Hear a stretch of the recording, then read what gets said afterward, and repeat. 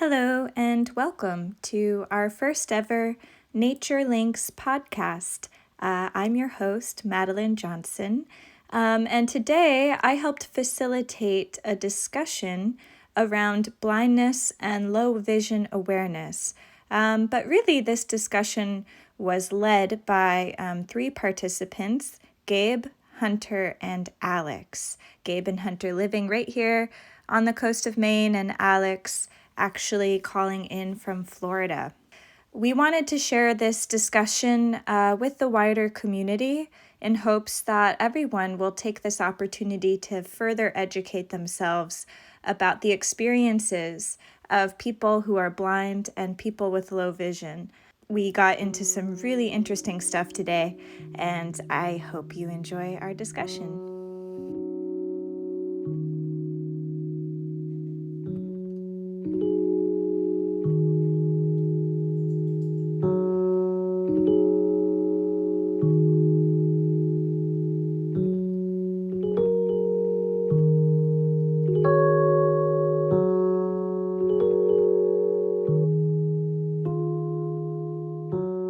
So this presentation is about blindness awareness and low vision awareness.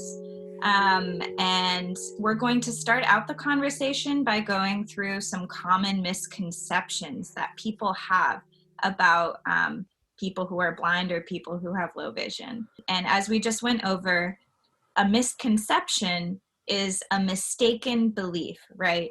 And we often get these mistaken beliefs from assumptions that we make about people when we observe their behavior.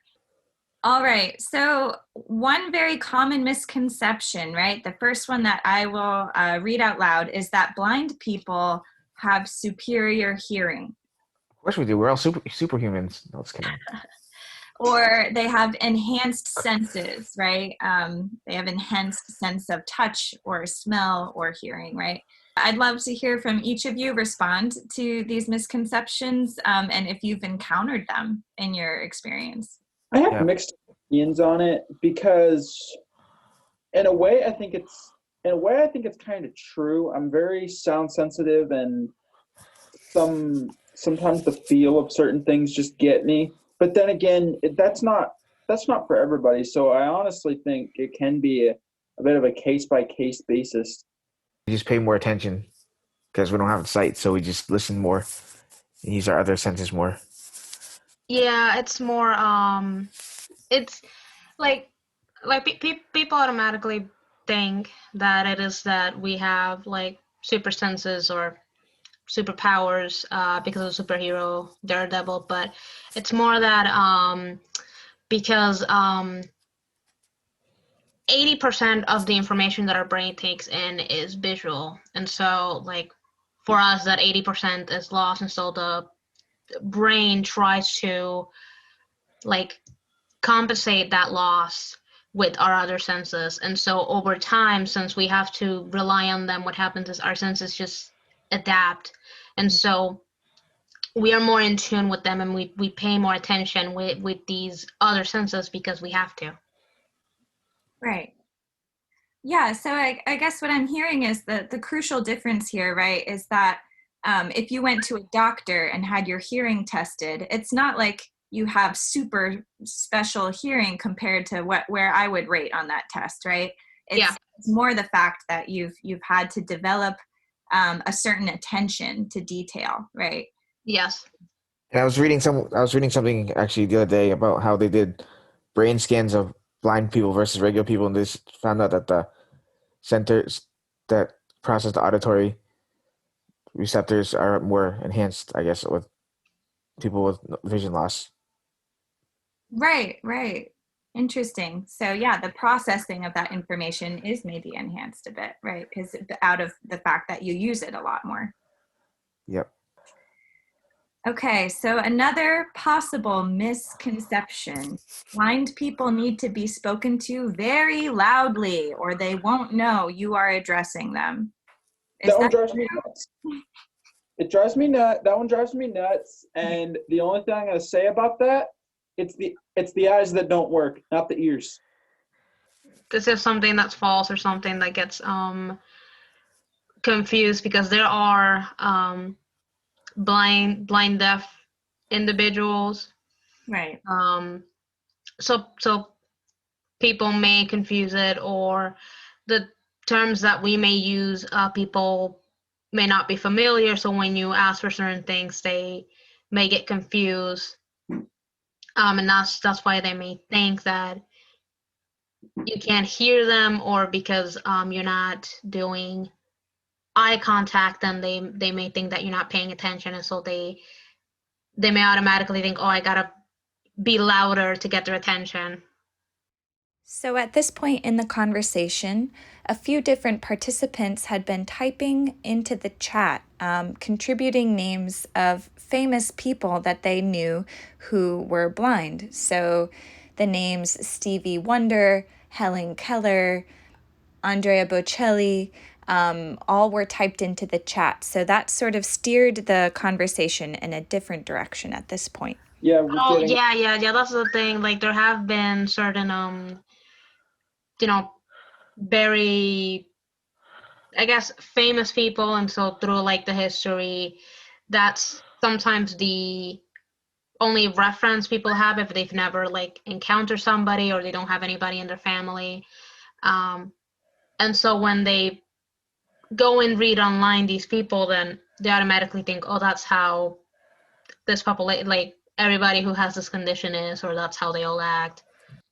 Right. I think that's really common, right? So sometimes there's these cultural depictions of a certain disability, or a certain kind of experience. And then everyone goes and sees that movie, or everyone knows that celebrity, and they think they know about every blind person's experience then, right? Yes. Yeah.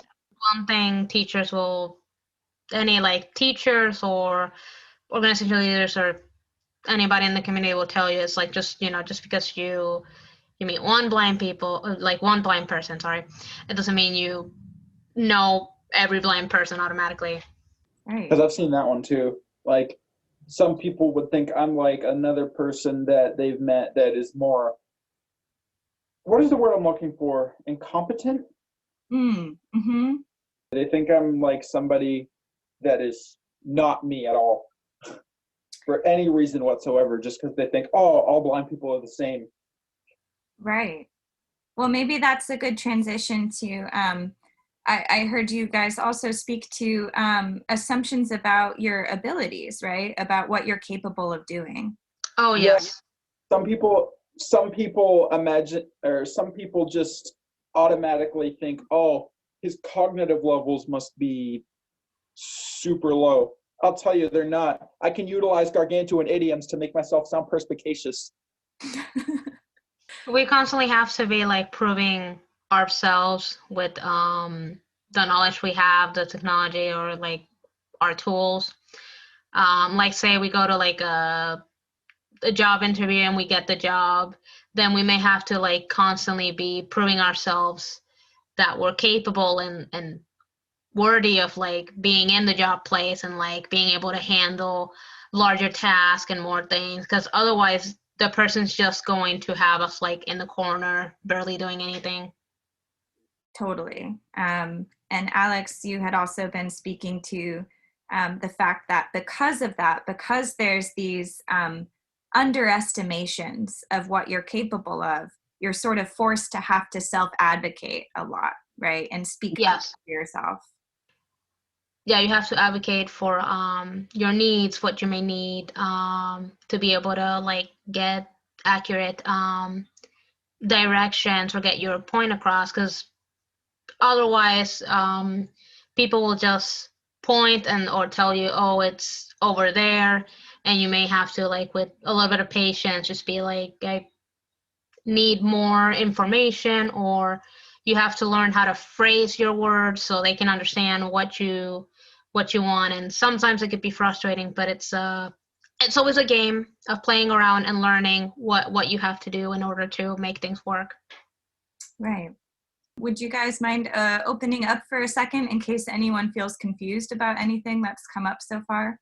Yeah. Darian asked, do you use a cane to cross the street? And that's probably just for anybody to respond to. Yes. Nope, I use my eyes. Lol. No, just kidding. No, Yeah, I do. some of us do. But only like in areas where I really have to, because a lot of times and a lot of us, this is probably a whole separate thing too. A lot of us just don't, just wish to not stand out as much as we already do. It's like, can I just actually blend in a little bit here? But I use my dog to cross the street, but yeah. yeah, you have Yeah, I use a can and I just take it everywhere. The only places I don't use it is in houses that I'm familiar with, like my house, and older like houses I grew up like in Puerto Rico. But if it's a very new place, I always have my cane with me because I don't trust myself to not bump into things. And it's a way to indicate. That's why some people, depending on their degree of vision, some people choose not to have a cane and other people choose to. There are also different types of canes. Like there's one like how I use who is like that is like completely for navigation. There's one that it's maybe for navigating just indoor places and that's all you need. And then there's one that's only for identification, so you don't use it for navigation or crossing the streets. You only use it to indicate that you have a vision impairment. Question to them is, do blind people have balance issues? Yes, we do. most No, of the time. I don't. Like I said before, other things could depend on that too. Like if for whatever reason somebody wouldn't have the best kind of mobility or whatever, maybe due to some physical things that might also have happened. But it depends. It's a case by case basis. Like maybe case to case, it's not very like that bad, but usually blind people do have balance issues in some form. But then again, like Hunter said, it could depend on things that the person has. Because like for example, I have a lack of motor skills, so that probably puts into effect why I have balance issues. I think there's sometimes an idea that our sense of balance is just about having our 2 feet on the ground or something. But it's actually a combination of all of our senses contribute to our ability to orient ourselves in space and have that feeling of balance. It's sort of a whole combination of our sensory perception.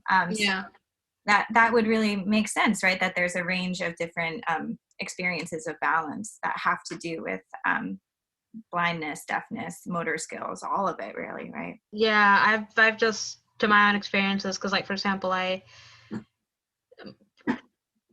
mom and like friends, like they can just, or even like kids in the family, they can, like start spinning around and like do a bunch of just spinning before they get dizzy. And when they try to include me immediately, I'm like, no, because I'm only gonna do like 3 spins and I'm already gonna be dizzy. And it does have to do with the vision because like to my understanding, like for example, dancers, they're told to like look at a specific center point, and like that's how they don't get dizzy. Yeah, Katrina? Since I was little, I had lazy eye, so I have a vision. I have the lazy eye since I was little, like since I was born. Then like one time I was waiting for my ride in my house. I took off my glasses off and I looked straight like to the sun. I get like dizzy and like my eyes was open, close, like all the time. So I was looking like through the sun, and I just realized I got a big headache the way I do that. Well, I know that much. This is a good time to sort of move on to this next misconception. I feel like this is related to Katrina's point as well as what Alex was starting to get into. And that misconception is that most blind people are totally blind, right? So a lot of people believe that you are blind or you're not. Is that the case? Alex, do you want to speak to that? No, actually, which I don't remember the numbers of in the States and then in the whole world of how many people are blind. But out of that number, which is a lot, only 10% are completely blind. Most blind or visually impaired people have some sort of vision, ranging from light perception, maybe partials where maybe they can see a bit if they have things close to them, maybe through contrast in colors or background changes. Maybe it could be that they have no central vision, but they have depth perception, or vice versa. It could be tunnel vision. And so typically, people fall into either completely blind, legally blind, and then low vision, like depending on your eye acuity, yeah. Yes, thank you.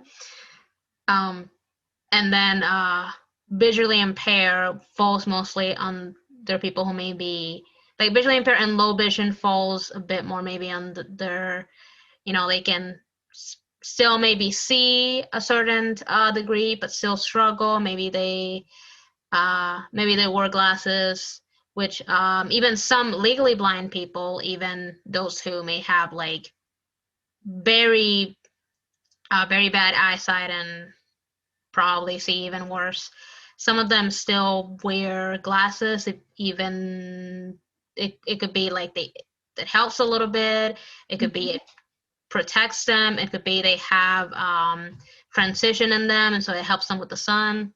So there's also color blindness, right? And there's my brother has no depth perception, so he only processes information from one eye at a time, and he was born that way. Oh, that's interesting. I didn't know you could do. I didn't know that could happen. Isn't that interesting? Yeah. Then how can he drive then? So he, as he grew up, because he was born with no depth perception, he sort of adapted. He learned the relative size of different objects, right? So he can tell how far something away is. So at first, he didn't know how far away something like a stop sign is, right? Which is, you definitely need that if you're going to drive. But if you know how big a stop sign is relative to the road, to trees, to cars, then you can kind of learn how far away it is, right? Yeah, because it's mostly that everything can like blend in terms of distance, sizes, because that's one of the things I suffer from. I've never had that perception. So I've always struggled with that of like knowing, is it far, is it close, is it really deep, is it not, if like, is there actually a step, trying to figure out, okay, how can I know that this isn't like as bad when you are starting to like, figure it out at first. Yeah. So there are more hands up. Is it okay to take some more questions? Yeah. Alex can answer all the questions. No, I want to hear from you and Hunter as well, for sure. I nominate Alex. Do blind people use their dog to cross the street? Gabe, you're the one with the guide dog. Yeah, I mean, I don't know. Yeah, some people use dogs, but it's a really, really long process to get one. Because you have to go a lot of rigorous training with the dog that you get. Well, it's not that long. It's just the process is involved. It depends on what the person may like to use. They can have a dog, which typically is known as a guide dog or a service animal, to help them cross. Yeah, but the dog's or not they gonna, or they can use a cane, but the person is always having to use their senses to yeah, make sure that they can cross, because all the dog is going to do is help them go in a straight line. cross safely, or I mean, stop them if they believe that it's not safe to cross. yeah, the dog's not gonna know when the light turns green or whatnot, so they don't. Yeah, so the person has to be able to know when to make those calls. Right. Yeah. Or I guess the misconception then is that the dog is doing the navigating, but actually it's their person doing the navigating. Well, the only thing the dog will do is it'll help you avoid obstacles. So, I mean, Yeah. that's Anything else you want to share about Charlie, Gabe? he's sleeping. Yeah. And I'm curious if Hunter or Alex are interested in getting a guide dog, or if there's a reason you don't have one. I've thought about it, but before I do that, I think my main thing would be, I think I'd kind of want like a ESA first. What is that? Emotional support. Oh. Yes, Mm. for like autism stuff. Yeah, but you also another thing, they won't accept you to get a dog unless you have really good mobility skills. Yeah. I still don't know how the heck I was able to get a dog, honestly. So I've been thinking about it, and my stance on it that I'm opening myself to in the future get one. I don't trust myself right now because I still need to improve on some of the navigation skills with the cane, and we have too many animals in this house, so we don't need another one. Mm-hmm. So I guess what all of you are speaking to is something I wasn't aware of, that there's like some sort of testing process. You have to Yes. qualify to get a dog. Okay. Yeah, basically, schools that basically teach you how to navigate with one, like they want you to be able to get from point A to point B with no problems whatsoever. Mm. We might do a longer class on service animals because there's so many questions and different lessons here. But is it an expensive process or something that you can get covered? well, the schools are free, but you have to pay. But the thing is, you will have to pay for the veterinary and the medical costs. Wow. It also depends on the school you go to, because some of them will cover the medical costs up to a certain amount. Yeah.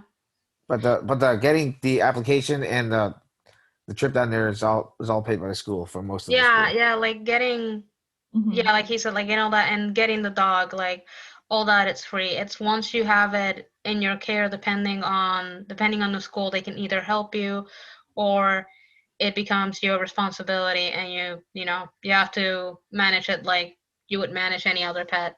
And doggies make a good pillow. So another list on our list of common misconceptions, right? Mistaken beliefs that people have are or is all blind people read braille? No, I can read print with my hands. Oh, wow. Actually, I really can though. With large, if it's raised print, I can actually read it. Oh, So yeah, that makes sense. Oh, interesting. Okay. Yeah, they Oh, sorry. I was just going to check. Is everyone familiar with what braille is? braille is basically dots on a page, and they, through combinations of the dots, they form the letters, and then the words that we feel on the paper to be able to read, depending. no, basically, braille is just a combination of 6 dots that can be used in different combinations for letters and numbers, pretty much. Yeah. Well, yeah, that's pretty much putting it into a nutshell. Right. So the misconception then is that all blind people can read braille. Nope. There's only 3% of us that can. 3%. Yes. Yeah. That's very few, right? That's 3 people out of 100. Wow. Yep, because most of the schools now don't even teach braille. Even the blind schools don't teach braille anymore. Yeah, Wow. they'll give the kids like Computers. tablets or computers, and they'll teach them more how how to do things with the screen readers, but that's not good because then they lose how to actually form the words or how to spell like the letters. That's why a lot of people can't spell. I mean, if you Yeah. if you text blind, a lot of the younger blind generation, they can't spell properly. Yeah, and so it's a shame. Like, I think schools should really like try, because not all blind people can read it, because it depends on the sensitivity of your fingers. But if a child can, then it really would be in the best interest of like try and teach them, um, braille, and start with figures to see how much they can, if they can. Right, because that is like the way to access written language, right? Yep. That idea of constructing words from letters, and yeah. Just like cursive's not being taught anymore in a lot of places. Yeah, that's true. And I know, like Gabe said, to some children they may, for like the alphabet, they may do like raised, like pretty big raised letters, and they may let them feel them, so they can sort of have a feel of how, in normal print, how those letters feel. Interesting. Ignacio, did you have a question before we read the chat? Yes. Do the deaf people do sign language? Katrina and Darian both have some experience. They're signing right now. Would either of you like to briefly speak to this question? You can raise your hand if you have something to say about it. I would. Sure, Katrina. Since I was 3, I couldn't speak at all. My mom tried to help me to speak, but I didn't. So my mom talked to me in the sign language. So I learned I learned the sign language since I was 3. And after I tried to say one word, but I couldn't say it, my mom helped me to speak, to speak with me in the sign language, because I couldn't speak at all. So she tried to help me to calm down, to relax, to say one word. Then I did it. And after I grew like a little bit younger, I started to speak. Wow.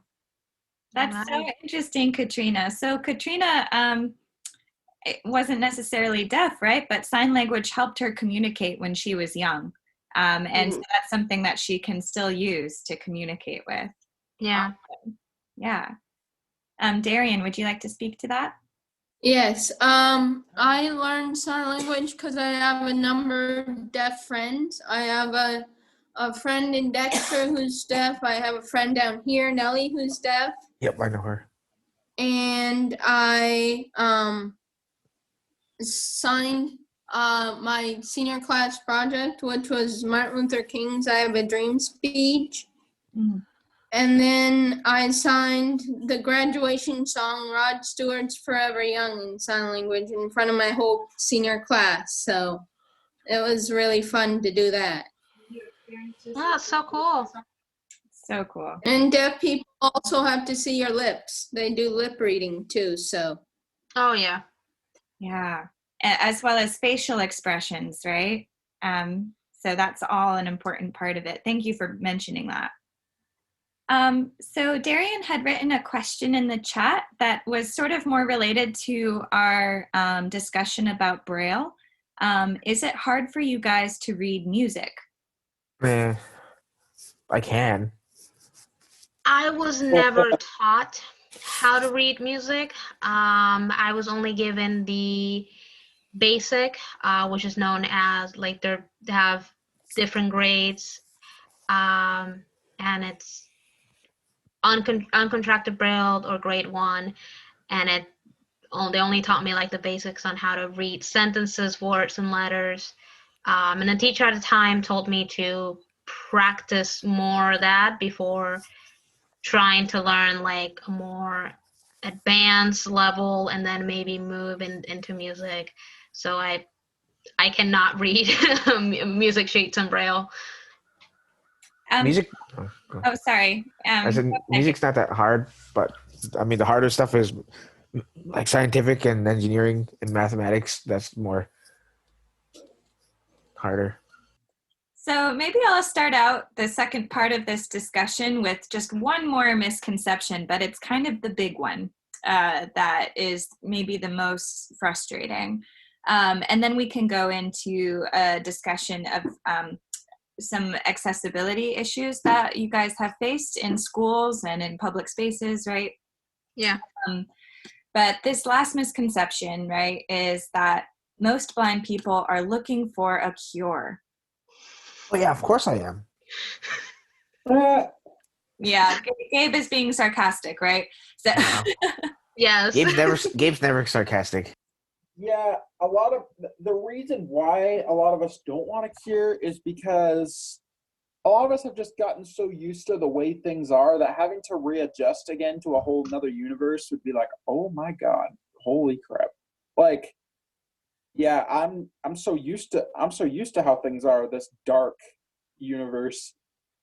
well, and then you also had spoken to it's really frustrating when people come up to you with recommendations of treatments or other things, right? Like the idea that they can pray for you and help you in that way. Yeah, they do that so much. It's just like, they literally start worshiping right in front of you. It's like, that's not gonna restore vision in 2 seconds, bro. Like, I appreciate the sentiment, but it just doesn't.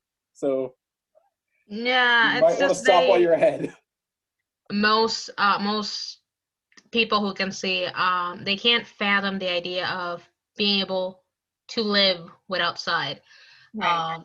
That's why they're impressed or they get astonished when they see us being able to do the things we do or live our lives without sight. And some people do look for cures, depending what age they are, the state, or if it's a case where they had perfect sight and then they became blind. I'm in the same page as Hunter, where it's like, this is what I've known my whole life. I would have to readjust, relearning a lot of things that really seem more like a pain than a benefit. And then there's operations or surgeries that can be done, but most often they can't, because there's so many different eye conditions. Yeah. Some can be curable, but there's a lot that just can't, and I don't think there ever will be. Right. So like we were saying before, there's just so many causes and conditions. Yeah. It's not like blindness is a single sort of pathology or something like that, right? So that ties into that same misconception, as well as then there's the other, I think what you and Hunter are really speaking to is you don't have a condition that needs a cure. You're not seeking a cure.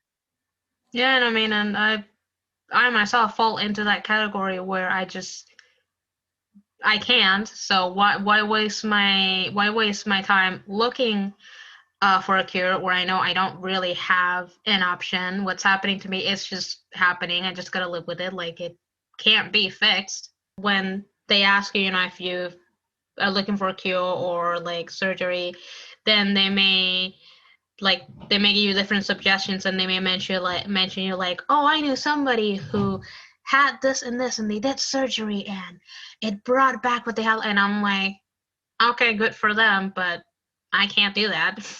I just tell them I'm beyond help. Paula has a question. Two, actually. My godmother had a hole in her right eye, and she had to have 2 surgeries done on her eye, and she could see, but she and my godfather still wear glasses. But my godmother could finally see after having the 2 surgeries on her right eye. Right. So that's another example of just another very specific condition that was having a very specific effect, right? Yeah. So I think that's what we're trying to do here is understand that there's it's a complex array of causes and conditions that we're really speaking about. I have a stepmother who is blind. She can't see after dark. She doesn't have a license, so she doesn't drive anywhere. My dad drives our places. Mm-hmm. And she also takes the bus to go to work and to come home. But she can't see because she got a scratch on her eyeball. And it got infected. So. Oh yeah, that's another good point where like we were saying about, you know, different causes of what it can happen, because not only can it be a genetic condition or something that happens to you like after old age, it can also be because of an accident that like happens to you. So sort of speaking about transportation, maybe that would be a good place to go next. So if any of you would want to share stories about issues that you've experienced with that, or even like really nice accommodations you've experienced with that. Yeah. Take it away, Alex. Okay. Laurel. Yeah. I've had a few rude experiences where the driver maybe gives me a bad attitude because I will ask, like, I usually walk to the door and I typically ask the number of the bus to make sure I don't get in the wrong one, because that almost happened once. Mm-hmm. And sometimes they can be nice and tell you, or even if there's people around you, somebody around you can tell you. But then there'll be a driver that doesn't really want to help and will either give you attitude or will point at the top and say the numbers at the top of the bus. That's the only bad thing I can tell. I've had more good experiences than bad. Most drivers on left have either been very helpful to open doors for me, to waiting. Like the first time I took Lyft by myself, the lady decided to drive me to my destination, and instead of leaving and then me having to book another ride home, she stayed until I bought the things I wanted and then took me home. That's awesome. Yeah, I've had other times where I've been called to make sure I can know that they're there, and then they'll walk towards me and just help me like get to the car. So the only very bad and this is with Paratransit, maybe. yes, it's a door-to-door service where they will pick you up at the front of your house, and then they'll leave you in front of your destination, wherever you're Maine going. doesn't have that. Huh? Maine doesn't have that. Oh, I had trouble with them because they would say they arrive at the place, but I never saw them, so I would have to call back and like try and fight them to like make sure I could get home.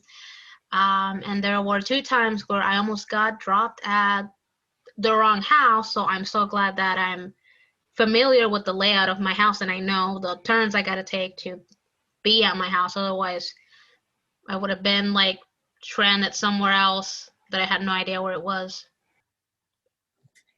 Gabe or Hunter, did you have any stories or points? Yeah. The biggest one that comes to mind for me is I had this school bus driver that insisted on putting me in a particular area of the front of the bus.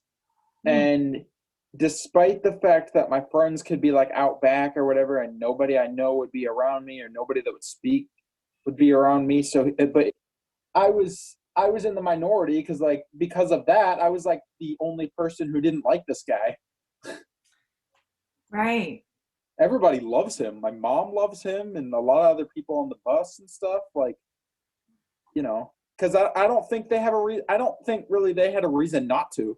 I mean, he seems like a cool guy when you get to know him, but insisting on sticking me there just so that I could easily get on and off the bus. It's like I get where he's coming from, but at the same time, I tried to tell him, no, it's fine. I don't have to be in any certain area, and he wouldn't take it. That's an interesting point, Hunter. I feel like I've heard that from some of these other stories, that sometimes what's so difficult is that you're just having to speak up, only for yourself, right? It's not like a group of people. Yeah. Yeah. So it's just you in this situation that's being treated differently. And how do you advocate for yourself in that situation without support from other people, understanding, right? So there was a question in the chat from Darian, and this is related to, I think, just accessibility in other kinds of public spaces. And she's asking, is it hard for you to go grocery shopping? 2 words: shop assistant. Shop assistant. It's basically where you go to the grocery store and ask someone to help you shop. An employee, of course. You wouldn't want to grab a random employee, but like usually they have people that are, I think sometimes they're like cash staff or just other people they have around. But if you go up to the service desk and see if they have a shop assistant on duty that can work with you, they'll get you one, and that person will, if they're good at their job, you could just tell them, hey, I want to get cheese and butter, and they will take you there, and they'll tell you about all the different kinds of cheeses and butters. Oh. Interesting. The store I go to, I don't really think they have a shop assistant. I've been able to just go to the cash registers and ask for assistance. Like typically I go to them and I say I need some help, or I need assistance with my shopping, and typically they go look for an employee that may not be doing that much, or somebody. I don't typically go to Walmart by myself, and the few times I've done it, I'm pretty familiar with the store. I'll use an app on the phone called Be My Eyes or Seeing AI, and I will try and scan or like ask a assistant through the phone, like to help me look for the item. But typically I go with my mom to store, so she helps me. Unpopular opinion: seeing AI is bad. No, it's not. I gotta agree with Gabe because I've been able to use it. Hunter, why do you think it's so bad? It doesn't give you very legit. I've never had any problem. Legit results. What, seeing AI? Yeah. No, but it also could be depending on the camera on your phone too. Oh. So seeing AI, meaning it's a app that it'll recognize print and stuff. It'll read barcodes. Yeah, it's an app by Microsoft where it has different sessions that uses your camera to read short text, documents, scan barcodes, Do scene recognition. Yeah, help with scenes, read money. It'll also do face detection, which is kind of cool. Yeah, and it does read handprint writing, which is something that OCR, object recognition, optical character recognition. Usually have a trouble with doing. I actually convinced it that my dog's face was my mom though. Wow, that's funny. Wow, bro. Well, yeah, but that's mostly how. Another way that some blind people may do shopping is through delivery services, through either that adds up Amazon or Instacart. Right. Yeah, but that adds up if you do it a lot. Oh, well, yeah.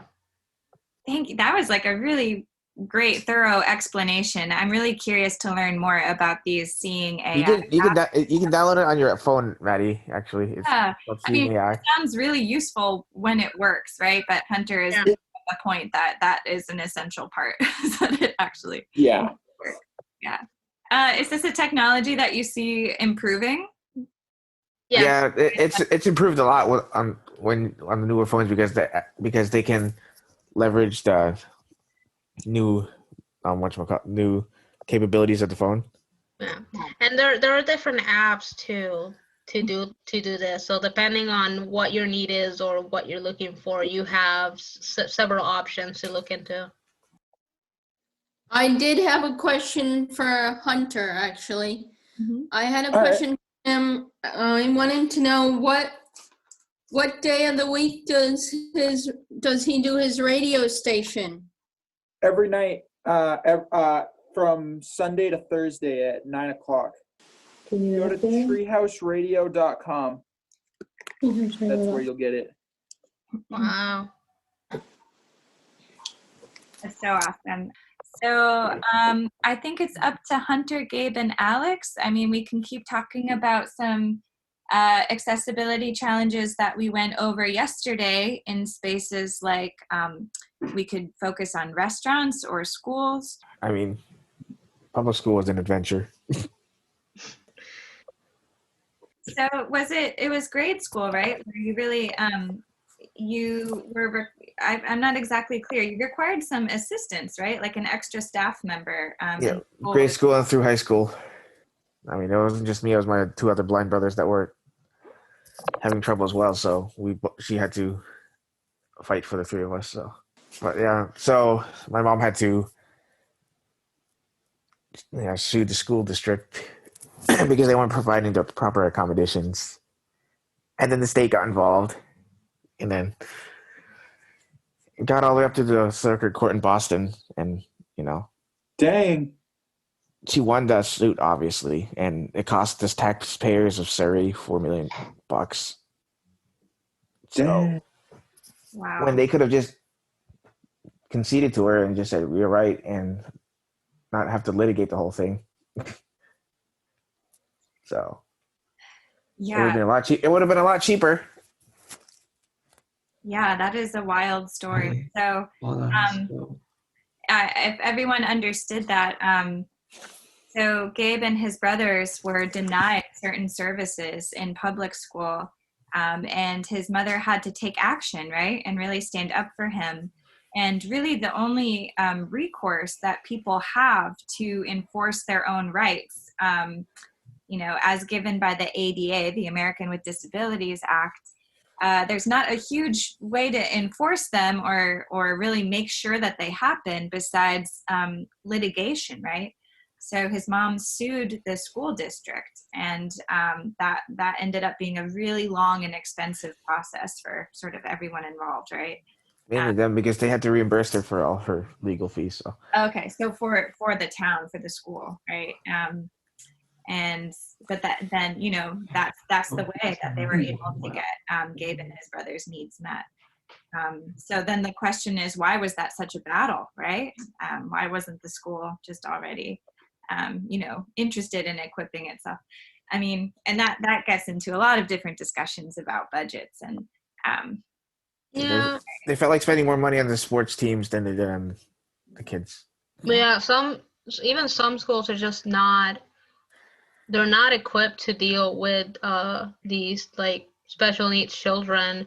So a lot of times they just don't know what to do, and instead of, I guess, looking at the resources and trying to see what they can do, they just wing it with the child. If they don't get that many children, which is the case, the middle school I went to, it was a private school.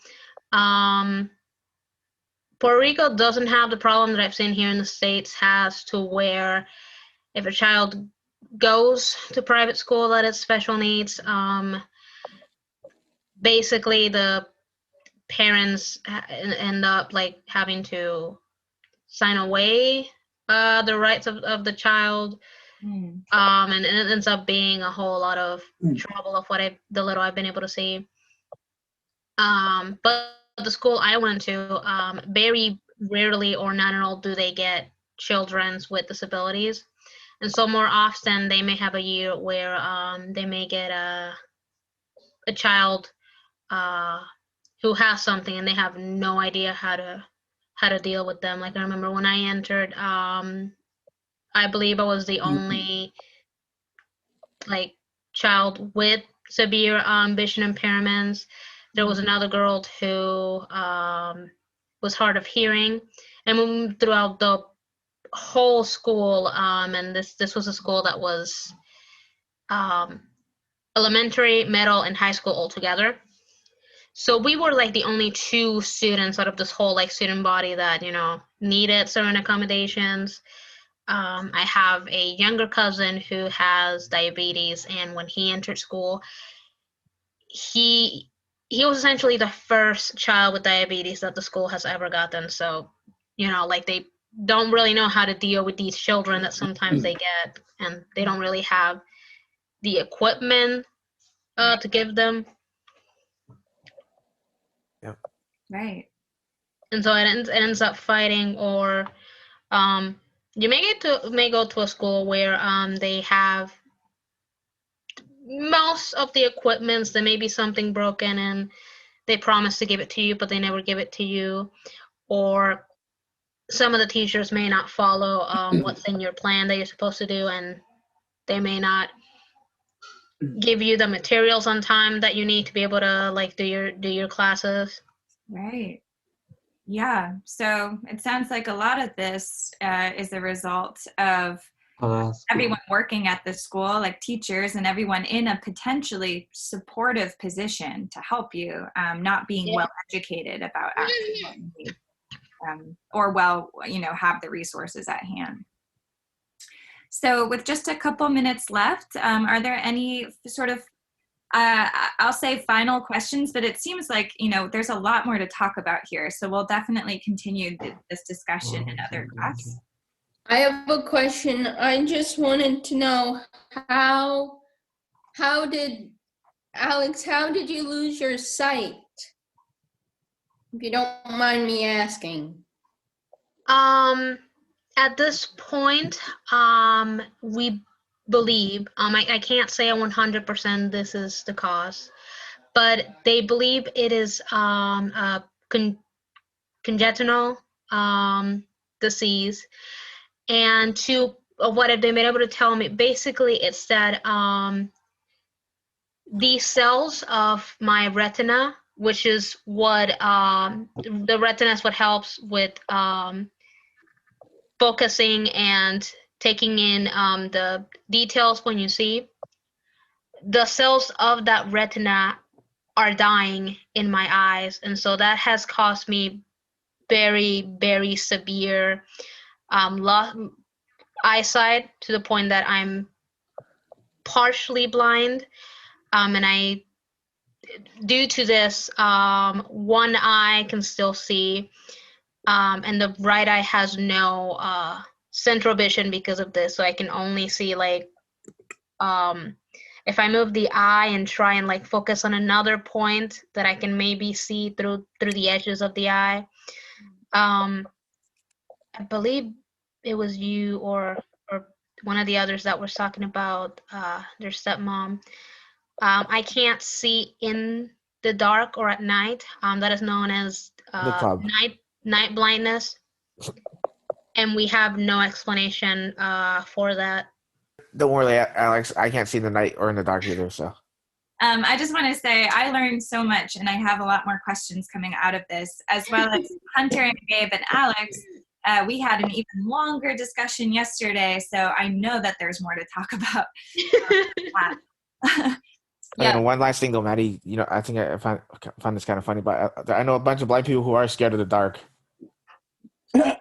That's a thing? Yeah, yes. That's a thing. Wow. Yeah. Yes. It's kind of funny though. And then I was at a camp and like they had the light on, and I went and turned off the light and said, "Oh, I think it went dark in here." And then they all started freaking out. It was funny. I have Oh, I have one other thing before we go our separate ways. Yeah. I had a good friend in women's group because I was part of I went to a day program in Bangor, and she is blind, and everybody would make fun of her, and she would get really upset because people would close their eyes and pretend to be blind and not being able to see. And then she cried and said, "Don't do that. That's not nice to do that." Yeah, that's just heartless. So, Yeah. That offends me, and it didn't even happen to me. Like, yeah, that's just mean. Yeah, I mean, that hasn't happened to me, but I know if it did, I'd just probably have a comeback and just be like, well, welcome to my world. Yeah, well, I think what we're starting to learn about today is that, your experience is not the same as if we just close our eyes, right? That's not what. And that's something I explain to people all the time is, like, if it all of a sudden goes, like, let's say it all of a sudden goes dark in the room you're in, you have not been transported into the life of Gabriel, Hunter, and Alex. Right. Because we have gotten so used to this sudden, what you would know is like a sudden change of light, because we've had all these years and stuff to like adapt to it, and like if anything, we're the people you would look to if it goes dark, just like how to best handle this, and then I just tell you trail inanimate objects. Right. Totally. Yep. But anyways, we'll continue this discussion for sure. And thank you everyone so much. Oh, yeah. You guys did fantastic today. And we're so patient and thorough with questions. Thank you. No All problem. right. See you guys on Friday. Arrivederci. See ya. Bye. Yep. Bye. See ya. bye.